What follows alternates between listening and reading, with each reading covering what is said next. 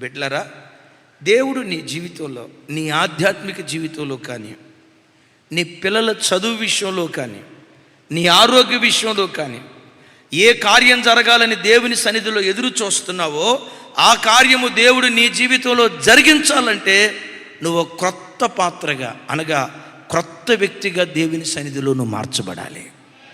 అంటే నీలో ఉన్న పాత ప్రాచీన స్వభావాలు, కోపం, అసూయ, గర్వం, ఓర్పులేనితనం, తొందరపాటుతనం, ముక్కోపితత్వం, హృదయంలో అసూయ పెట్టుకునే వ్యక్తిత్వం, హృదయంలో తప్పుడు ఆలోచనలు కలిగే వ్యక్తిత్వం, ఈ పాత తిత్తి ఏదైతే ఉందో అది కంప్లీట్గా తొలగించబడి, పాత పాత్ర తొలగించబడి నువ్వు క్రొత్త వ్యక్తిగా మారితే ఆ క్రొత్త వ్యక్తిలో దేవుడు ఓ కొంగొత్త కార్యం చేయటం ప్రారంభిస్తాడు. నా దేవుడు నా ఇంట్లో ఈ కార్యం చేస్తే బాగుండు, నా సేవా జీవితంలో ఈ కార్యం చేస్తే బాగుండు, నా వ్యాపారంలో ఈ కార్యం చేస్తే బాగుండు, నా కుమార్తె జీవితంలో దేవుడి కార్యం చేస్తే బాగుండు, నా ఆర్థిక విషయాల్లో, ఆరోగ్య విషయాల్లో దేవుడి కార్యం చేస్తే బాగుండని ఏ ఆశతో ఈరోజు ప్రార్థనలో కూర్చున్నావో ఆశగొన్న నీ ప్రాణాన్ని నా దేవుడు తృప్తిపరచునుగాక.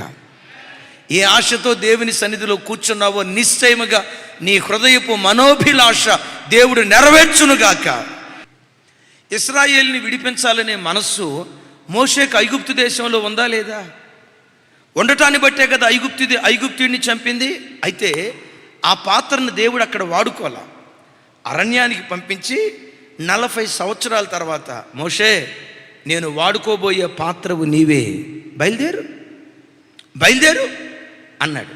ఈ మాట ఏదో 40 సంవత్సరాల క్రితమే అని ఉంటే మోషే 40 సంవత్సరాలు అరణ్యంలో ఉండాల్సిన అవసరం లేదు కదా. మరి అక్కడ అనుకోండి, ఎక్కడెందుకు అయ్యాడు, ఎక్కడెందుకు అన్నాడో తెలుసా?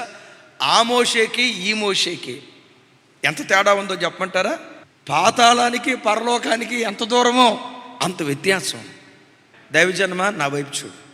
నిన్ను కూడా ఓ ప్రత్యేకమైన పని కొరకు దేవుడు వాడుకోవాలనుకుంటున్నాడు. ఓ ప్రత్యేకమైన కృపా తలాంతో నీ మీద కుమ్మరించాలని దేవుడు కోరుకుంటున్నాడు. అయితే దేవుడు ఏ పాత్రనైనా వాడుకోవాలంటే అది కొత్త పాత్ర అయి ఉండాలి.